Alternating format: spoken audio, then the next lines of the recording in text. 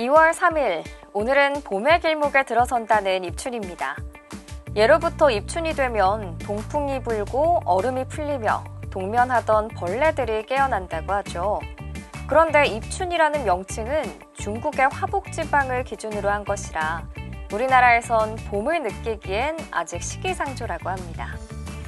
입춘이란 말의 한자어를 자세히 보면 입춘의 입이 들립자가 아니라 설립자로 쓰이고 있습니다. 봄에 들어선다는 의미에서 들립자가 아닌 왜 설립자를 썼을까요? 여러 가지 해석이 있지만 임신설에 근거한 해석을 본 적이 있는데요. 임신을 하면 아이가 섰다고 표현하듯 우주의 뱃속에 봄이 섰다는 의미로 설립자를 사용했다는 겁니다. 오늘 입춘이 봄에 들어선 날이라기보다 봄을 잉태한 날로 해석해보고 싶습니다. 2월 3일 입춘 육아포커스 오전 방송 시작하겠습니다.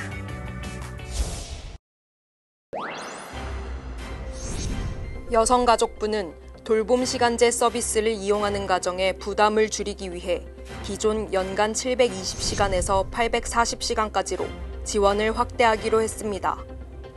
또 서비스 요금의 정부 지원 비율을 영아 종일제 가형 이용 가정은 80%에서 85%로 시간제 나형은 55%에서 60%로 늘렸습니다. 특히 저소득 한부모 가정이나 장애부모 장애아동 가정은 서비스 요금을 최대 90%까지 지원받을 수 있습니다. 아울러 오는 3월부터 코로나로 휴교 등 돌봄 공백이 생긴 가정은 기존 정부 지원 시간 한도와 별도로 작년처럼 추가 돌봄 서비스에 대해 요금 지원을 받아 이용할 수 있습니다.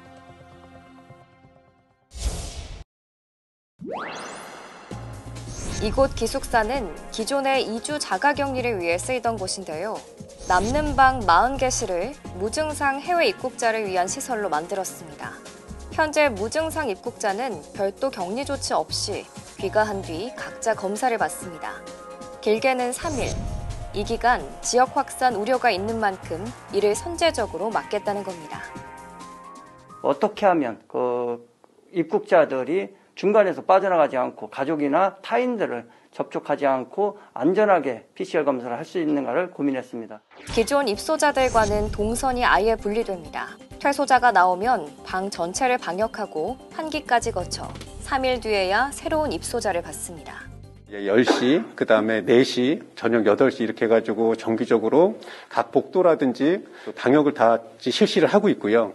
직원 간이라든지 입소자 간에 발생할 수 있는 감염병은 전혀 없이 철저하게 방역은 실시하고 있습니다. 코로나19 증상이 없는 입국자는 인천공항에서 픽업버스를 타고 오고 이후 검사와 입소까지 하루 만에 해결할 수 있습니다. 사전 예약은 고양시 민원 콜센터를 통해 가능합니다.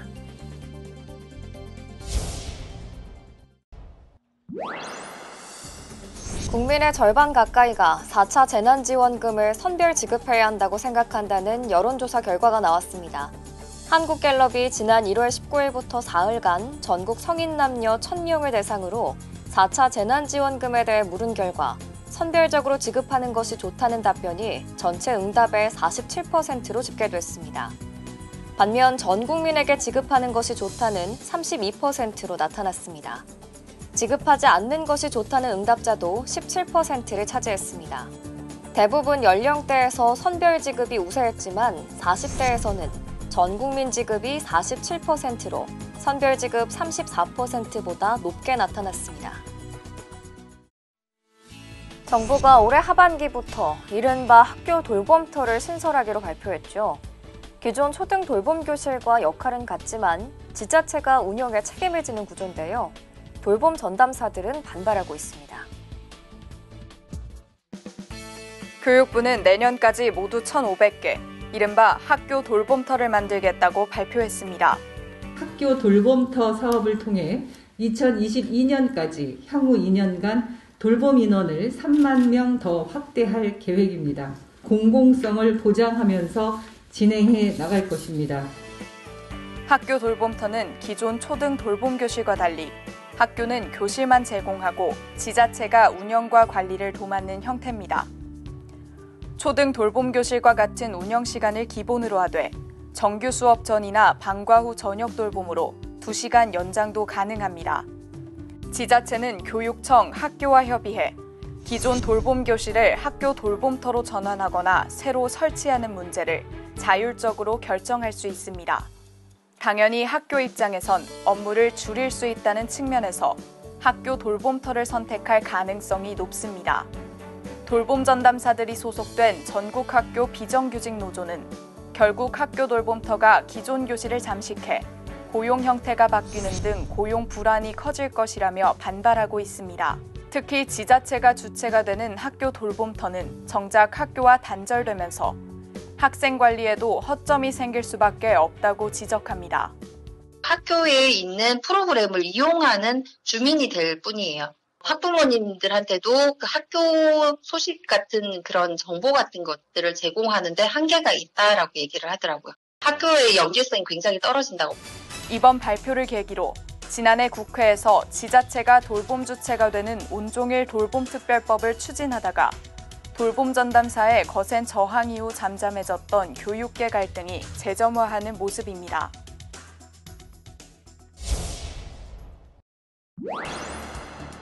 정인이 입양 절차를 담당했던 홀트 아동복지회는 지난해 상태 확인을 위해 가정 방문을 요청했지만 양모는 거부했고 강제할 권한은 없었습니다. 앞으로 아동학대 현장에는 경찰과 전담 공무원이 동행해 조사를 벌입니다.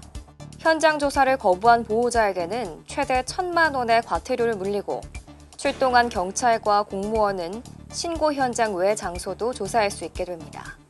여기에 3월부터는 1년 내 2회 이상 신고가 들어온 아동 중 학대가 의심되는 경우 바로 보호자로부터 분리해 보호하게 됩니다. 정인이 사건에서 3차례나 학대 의심 신고가 있었는데도 양부모와 분리되지 않았던 문제에 대처하기 위한 겁니다.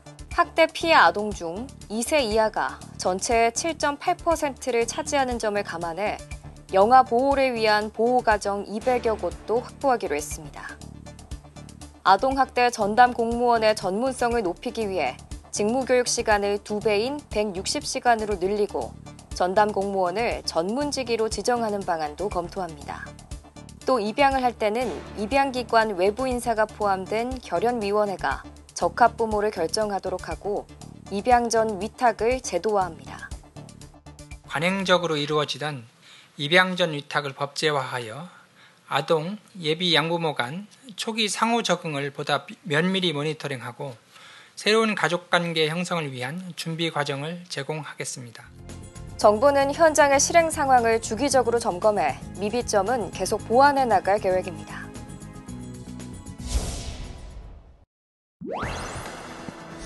정부가 아동학대 사건이 발생했을 때 피해 아동을 적극적으로 보호하기 위해 공공후견인제 도입을 검토하고 있습니다. 고드경 보건복지부 인구정책실장은 온라인 기자간담회에서 아동학대 행위자의 친권 제한 문제와 관련해 공공후견인 제도를 활발하게 하자는 대안이 법무부와 협의돼 있다고 밝혔습니다. 고 실장은 아동이 학대 행위를 당하면 시군구청장이 보호 조치를 할 수 있고 이 과정에서 친권과 부딪히는 문제를 해소하기 위해 제도 도입을 구체화하는 단계라고 설명했습니다. 지난해 3월 일명 민식이법 개정 이후 어린이 교통안전에 대한 사회적 관심이 높아졌지만 시설물 관리 실태는 아직도 허술한 것으로 나타났습니다. 경기도가 어린이 보호구역 내 시설물 관리 실태를 감사한 결과 74%가 개선이 시급한 것으로 조사됐습니다. 경기도 시흥의 한 초등학교 앞 도로입니다. 10cm 이상 높이로 차도 전체에 설치해야 할 과속 방지턱은 무늬뿐이고 횡단보도에 그려진 도색은 군데군데 훼손돼 엉망입니다. 시속 30km 이하 주행에 어린이 보호구역이란 표시 역시 알아보기 힘들 정도로 지워졌습니다. 많이 났어요. 여기가 언덕이 이렇게 내려가고 차들이 막 달리는 거 표시판이 별로 없었어요. 학교 주변 도로는 주정차 금지 구역이지만 불법 주차 차량으로 가득합니다. 학생들의 안전을 위해 설치해 놓은 안전 펜스는 오래전 훼손됐지만 방치되고 있습니다. 경기도가 어린이 교통사고가 자주 발생하는 12개 시구 내 초등학교 345곳을 대상으로 특별 감사를 벌인 결과 전체의 74%가 시설 개선이 필요한 것으로 나타났습니다. 감사를 통해 모두 790건을 적발했는데 교통안전표지 부적합이 전체의 40%로 가장 많았고 노면 표시 부적합과 불법 주정차 등 순으로 조사됐습니다. 보호구역내 안전표지판, 노면 표시 등 어린이 보호구역 시설물은 어린이들의 안전과 직결된다는 점을 깊이 인식하고 주의 깊게 관리해야 될 것으로 생각합니다. 경기도는 감사 결과를 토대로 내년 3월 개학 전까지 부실 시설을 개선하도록 해당 시군에 통보했습니다.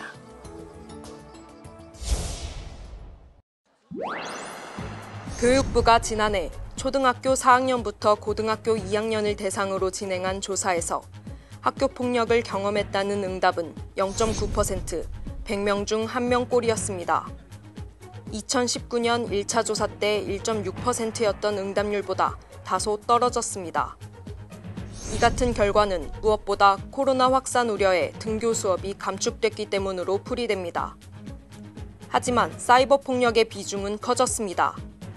조사에서 사이버 폭력을 당한 적이 있다는 응답은 전체의 12.3%를 차지했습니다. 2019년 1차 조사 때보다 3.4%포인트 늘어났는데 예년보다도 비중이 다소 커진 게 눈에 띕니다. 사이버 폭력은 중학교에서 피해 비중이 가장 높았고 고등학교, 초등학교 순이었습니다. 교육계에선 무엇보다 사이버 폭력 비중이 커진 것은 비대면 수업에 그늘일 수 있다는 점에서 우려하고 있습니다. 비대면 수업이 장기화되고 여러 가지 그 스트레스와 억눌림, 또 무력감 이런 것들이 사이버 폭력으로 연결될 수 있다고 봐요. 정서적인 안정, 또 심리 치유 이런 부분에 대한 프로그램이나 방안들이 함께 강구돼야 된다고 생각을 합니다. 교육부는 사이버 폭력에 대응하기 위한 인터넷 사용 교육을 강화하는 등 이번 실태조사 결과를 토대로 학교폭력 대응 계획을 세운다는 방침입니다. 정은경 질병관리청장이 논문을 통해 학교 내 코로나 감염이 극히 적었고 등교 중지 효과도 크지 않았다는 분석을 내놨습니다. 방역 수칙만 잘 지킨다면 코로나 속 등교 수업도 괜찮다는 취지인데요. 교육 현장의 반응 들어봤습니다. 정은경 질병관리청장이 한림대 의대 사회예방의학교실 연구팀과 함께 발표한 논문입니다. 지난해 5월 등교 이후 코로나19에 감염된 아동 청소년을 조사해봤더니 교내 전파는 전체의 2.4%에 불과한 것으로 나타났습니다. 연구기간 국내 확진자 가운데 0세에서 19세 확진자 비율은 7.2%였고 학교 폐쇄 전후가 차이가 없었다는 설명도 덧붙였습니다. 결국 방역 수칙만 잘 지킨다면 학교도 나름 안전할 수 있다는 취지입니다. 학부모들의 생각은 어떨까요? 일부 동의하는 부분도 있지만 집에만 있는 게 가장 안전하겠지만 학교라는 곳은 철저히 그 방역 수칙을 지키면서 하고 계시잖아요. 아이들끼리만 있고 다른 사람들이 섞이거나 그것도 아니고. 전면 등교 수업은 아직 시기상조라는 목소리가 작지 않았습니다. 변이 바이러스 같은 경우에는 아동들이 더 취약하다고 하더라고요. 그런 거가 조금 걱정되고 등교 일수가 일주일에 한두 번 정도가 적당하지 않아요. 무증상 애가 교회 수업을 한다라고 한다면 가능성은 전혀 배제할 수가 없겠죠. 인원이 좀 많아지면은 어떤 아이가 사실 무증상인지 아무도 모르잖아요. 3월 신학기 전후의 신규 확진자 규모가 등교 수업 확대의 관건이라고 전문가들은 지적합니다. 그러니까 지역사회 감염이 줄어야 되는 거죠. 교사들을 사실은 백신 접종을 해야 되고 그 상태를 보고서 이제 등교를 점점 늘리거나 그런 식으로 해야 되겠죠. 근데 지금 이제 확진자가 아직 그렇게 안 줄었기 때문에 한편으론 학교에서 신속 항원 검사를 실시하는 등 체계만 마련된다면 등교 수업을 통해 오히려 지역사회 감염 확산을 예방하는 효과가 있을 것이란 목소리도 있습니다. 신종 코로나 바이러스 감염증, 코로나19라는 이름도 생소했던 감염병이 우리나라에서 처음 발생한 지 1년이 지났습니다. 겪어보지 못했던 바이러스발 위기에 지난 1년은 경제는 물론 우리 삶의 모든 면이 송두리째 흔들린 시간이었습니다. 1월 20일 오전 8시에 중국 우한시 신종 코로나 바이러스 감염증 해외 유입 확진 환자를 확인하였습니다.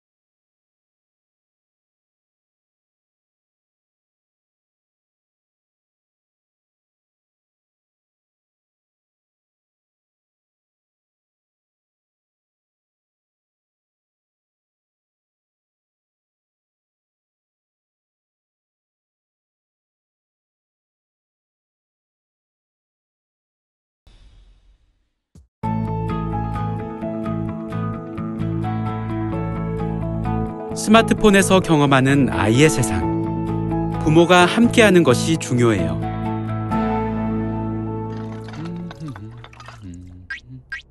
봄이야, 뭐해? 아빠 설거지 다 했는데 같이 놀까? 아빠!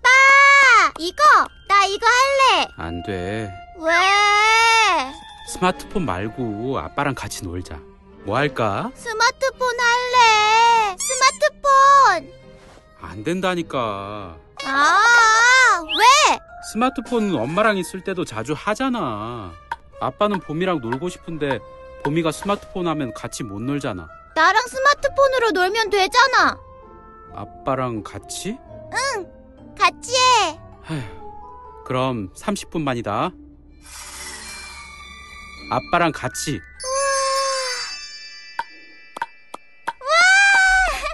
아빠, 얼른!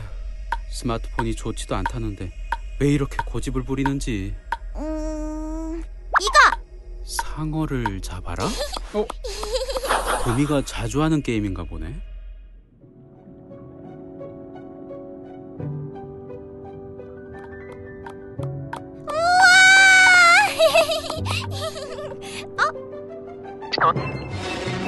봄이야, 조심해.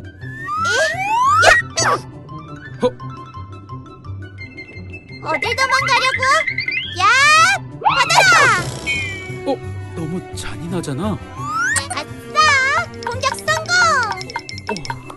봄아, 우리 이 게임 말고 다른 게임 하자. 왜? 아직 상어 못 잡았단 말이야. 아니, 아이들이 하는 게임인데 왜 이렇게 잔인한 거야? 상어 잡기 재밌었는데. 충분히 한 것 같아. 그러면 나 도레미팡. 그래, 우리 노래 들으러 가자. 이건 괜찮겠지?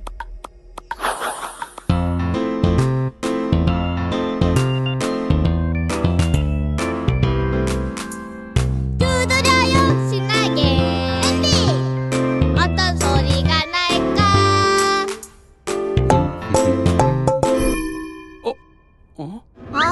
이게 또 나왔네.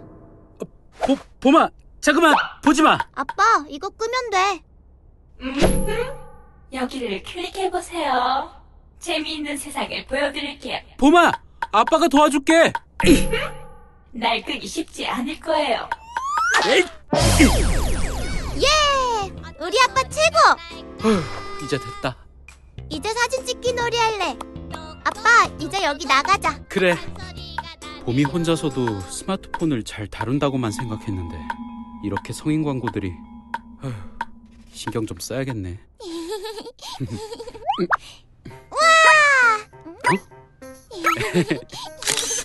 그럼 이번엔 우와, 사자다. 나도 누를래.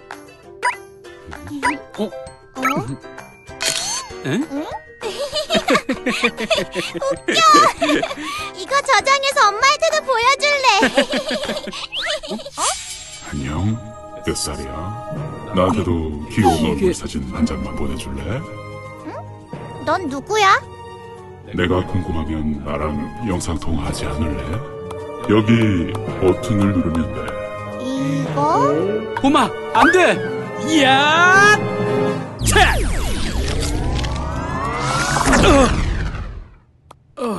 아빠, 괜찮아? 아빤 괜찮아. 봄이는 괜찮아? 응, 나 괜찮아. 스마트폰 세상에서 모르는 사람이 이것저것 물어볼 때 함부로 봄이에 대해 이야기해주면 안 돼. 그리고 절대 봄이 사진을 보내줘서도 안 되고. 그 사람이 좋은 사람인지 나쁜 사람인지 알 수 없잖아. 몰랐어, 아빠. 아니야. 아빠도 옆에서 같이 도와줬어야 했는데 아빠가 미안해. 앞으로는 스마트폰 할 때도 아빠랑 같이 재미있게 놀자. 진짜? 나 오늘 아빠랑 같이 하니까 진짜 재밌었어. 아빠도 정말 재밌었어. 시간이 벌써 이렇게 됐네. 봄아, 우리 약속한 30분이 다 됐네. 스마트폰은 다음에 또 하자. 응. 엄마한테 아빠랑 찍은 수염 사진 보여줘야지. 아이들이 낯선 곳에 혼자 가게 된다면 어떤 일이 벌어질까요? 자녀에게 모르는 사람이 말을 걸어오거나 낯선 사람이 함께 가자고 할 때 그냥 두는 부모님은 안 계실 거예요. 스마트폰 세상도 현실 세계와 다르지 않습니다. 위험을 감지하고 대응하는 것이 힘든 어린아이를 위험하고 낯선 곳에 혼자 두면 안 되는 것처럼 스마트폰 사용도 함께하면서 아이의 경험을 공유하고 사용 방법과 에티켓을 알려주는 것이 필요합니다. 스마트폰 사용 시간을 제한하는 것만이 아니라 어느 공간에서 하루에 몇 번, 얼마나 사용할지에 대해 아이와 구체적으로 이야기 나누면서 함께 규칙을 정해보세요. 부모가 사용하는 스마트폰 환경 그대로 아이가 사용하게 되면 생각보다 쉽게 유해한 정보에 노출될 수 있습니다. 아이에게 유해한 어플을 사전에 삭제하고 잠금 기능을 설정하면 1차적으로 위험을 예방할 수 있어요. 유용한 정보가 많은 만큼 유해한 정보 또한 많은 스마트폰 세상. 부모님들이 먼저 콘텐츠를 살펴보면서 재미있고 유익한 것을 찾아 함께한다면 유해한 환경으로부터 아이를 보호할 수 있습니다.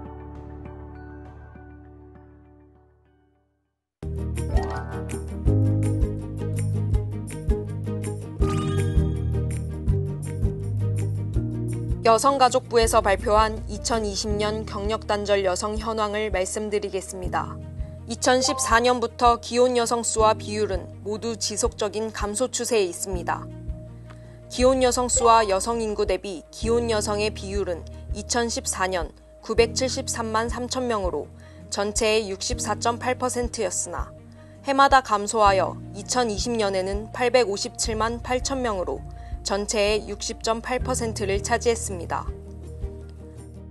전국 경력단절 여성 수는 2016년 1920만 4천 명이었던 것이 2020년엔 1500만 6천 명으로 역시 감소 추세에 있습니다. 기혼 여성 중 비취업 여성 비중은 2014년부터 2019년까지 계속 감소하고 있고 취업자 비중은 증가하는 추세에 있습니다만 2020년에는 코로나19의 영향으로 비취업 여성 규모와 그 비중 모두 전년 대비 크게 증가한 것으로 나타났습니다. 입춘하면 떠오르는 문구가 입춘대길 건양다경입니다. 옛 어른들이 입춘을 맞아 대문 기둥이나 대들보, 천장 등에 써 붙여놓으셨던 문구인데요. 봄이 시작되니 길하고 경사스러운 일이 많이 생기기를 기원합니다 라는 뜻이죠. 오늘 육아 포커스는 입춘대길 건양다경을 인사말로 마무리하겠습니다. 저는 저녁 9시 다시 찾아뵙겠습니다. 고맙습니다.